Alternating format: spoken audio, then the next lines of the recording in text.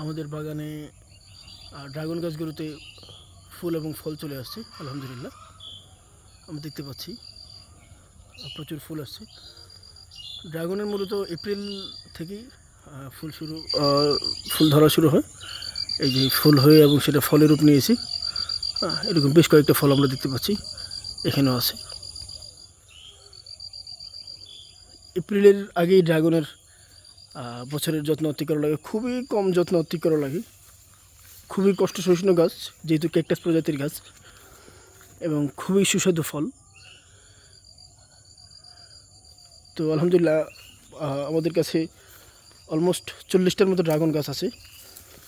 এগুলো থেকে আমরা আমাদের ড্রাগনের সিজনে আমাদের নিজেদের খুব চমৎকারভাবে আমাদের নিজেদের চাহিদা পূরণ হয়ে যায়, এবং বিষমুক্ত এবং রাসায়নিক সারমুক্ত ড্রাগন আমরা খাই।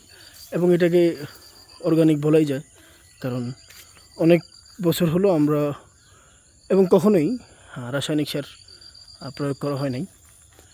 তো সেই হিসেবে আমাদের ড্রাগন ফলকে আমরা অর্গানিক বলতে পারি, অথবা অর্গানিকের প্রচেষ্টা বলতে পারি আর কি।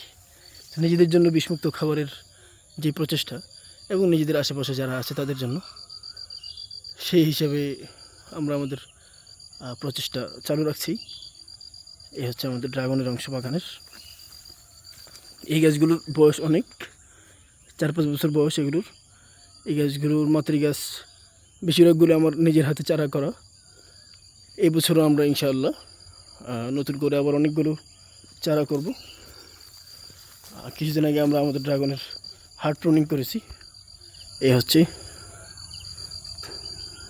প্রুনিংয়ের পরের কাটিং। এগুলো থেকে আমরা ইনশাআল্লাহ অলমোস্ট 100 খানিক চারা তো হবেই।